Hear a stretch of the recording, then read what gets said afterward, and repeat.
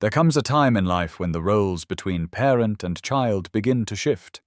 You spend years, sometimes decades, raising them, teaching them, sacrificing for them. You gave your energy, your time, and your heart. But then, almost silently, the dynamic changes. Maybe they stop listening. Maybe they dismiss your advice or speak to you with less patience. Or worse, they make you feel like a burden. And that hurts more deeply than words can explain. If your children have begun to treat you with less respect than you deserve, you're not alone. You might feel frustrated, maybe even angry. You might want to remind them of everything you've done, of all the sacrifices you made, without ever expecting anything in return. But here's the hard truth: getting angry rarely works.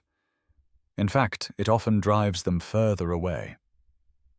The good news: there is a better way. A more peaceful, more powerful way to earn back their respect, not through confrontation, not through guilt, but through quiet strength. Today I'm going to share 6 practical actions you can take when your children stop respecting you. These are mindset shifts, subtle changes in how you show up that can completely reshape the relationship. Some may surprise you, but if you stick with me until the end, you'll discover how to restore your role as a respected, valued presence in their lives. Action 1. Stop chasing their approval. One of the most common and painful mistakes aging parents make is trying too hard to please their children. Maybe you've found yourself doing it. You say yes when you want to say no. You bite your tongue instead of speaking your truth. You prioritize their needs while ignoring your own, all in the hope that they'll love and appreciate you more. But here's a difficult truth: the more you chase their approval, the less they respect you. Respect isn't earned through self-sacrifice. It's earned through self-respect. If you're always the one adjusting, always the one staying quiet to keep the peace, what you're actually teaching them is that your feelings come second. And once they internalize that belief, it becomes easy, too easy for them to take you for granted. Take Margaret, for example. Once a vibrant, independent woman, she slowly began to silence herself in the presence of her children. She rearranged her days to fit their schedules. She ignored the sharpness in their tone. "I just want to keep the family together," she told herself. But her silence didn't bring peace. It brought invisibility. Her children started to walk all over her, not out of cruelty, but because she trained them to believe she would always yield. If your children don't respect you, don't beg for it. Model it. Start with small things. Say no when you need to. Speak your mind with calm clarity. Reclaim your time, your voice, and your dignity. Because the moment you begin to respect yourself again, they will begin to see you differently, and slowly that respect will return. Action 2. Don't argue. Lead by example. When your child interrupts you, mocks your advice, or dismisses your words, it's natural to want to argue. You may feel a strong need to prove your worth, to defend your experience, to remind them of who you are. But let's be honest, when was the last time arguing truly changed someone's heart? You don't gain respect by fighting for it. You earn it by embodying it. Frank, a retired teacher, learned this the hard way. For years he led classrooms with authority and warmth. But at home his adult children cut him off, rolled their eyes at his input, and treated him like a relic of the past. At first he fought back, lecturing, demanding, even yelling. But it only made things worse. Then one day he stopped fighting. He didn't withdraw. He didn't go silent. But he changed his tone. He listened more. He responded less emotionally. He carried himself with quiet confidence, not needing to prove anything. And slowly they noticed. Frank's transformation didn't come from domination. It came from grounded presence. He became someone who didn't need to be respected. He simply was. The lesson: don't fight to be heard. Be so grounded, so steady that your presence speaks louder than your words. Your children may not say it out loud, but they'll feel it. And over time, that feeling becomes respect. Action 3. Withdraw emotional dependence. This one is especially hard but incredibly important. As you age, it's natural to want closeness with your children. You love them deeply. But if that love turns into need, if you rely on them for your sense of worth, you risk shifting the relationship into imbalance. People, even your own children, respect those who are emotionally whole. If you constantly seek their attention, affection, or validation, it places pressure on them. And instead of feeling loved, they feel burdened. Helen, a loving mother of 3, gave her whole life to her family. But as they grew and built lives of their own, she felt left behind. She called constantly, waited for their visits, dropped everything when they needed her, yet felt more distant than ever. Why? Because her emotional needs created invisible strings. Her children began to feel guilty, pressured, and overwhelmed. They pulled away not out of cruelty, but out of self-preservation. When Helen began reconnecting with her own interests, joining a book club, traveling with friends, and investing in herself, something shifted. She became vibrant again, independent, and her children began calling her not out of obligation, but genuine interest. The moment you stop needing your children to fill emotional voids is the moment they begin to respect and want to reconnect with the full version of you. To be continued. If this is helpful, drop part 2 in the comments, and I'll continue the next 3 actions in the next video. In the previous section, we talked about the importance of emotional independence, how stepping back and reconnecting with your own life can actually draw your children closer. Now let's take that idea even further with the next powerful action you can take. Action 4. Set boundaries and enforce them.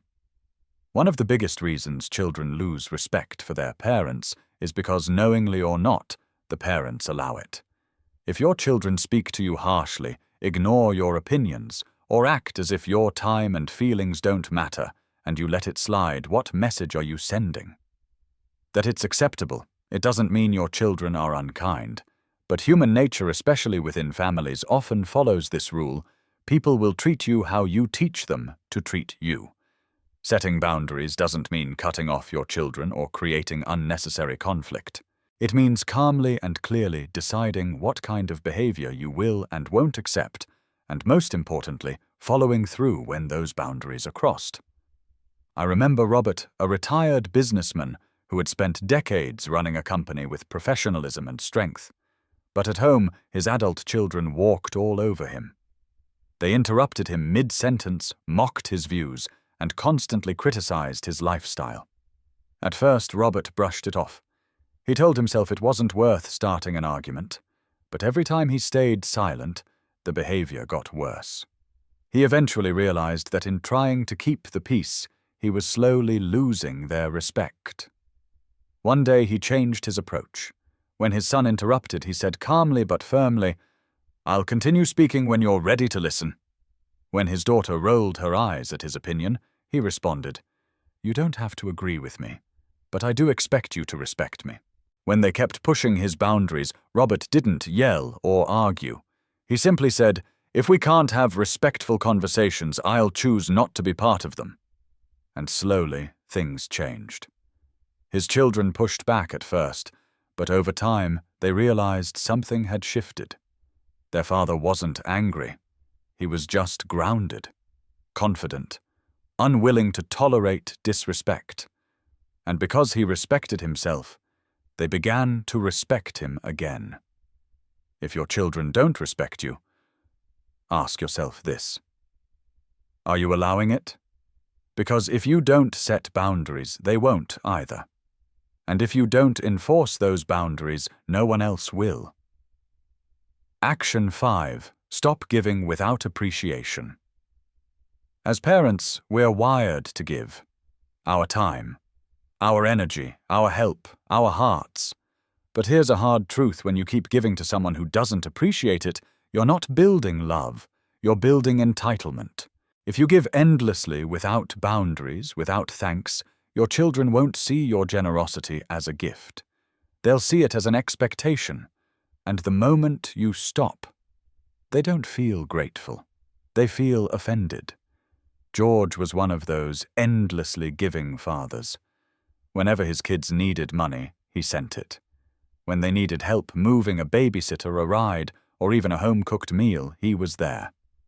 He rearranged his life for them constantly. But something was missing: gratitude.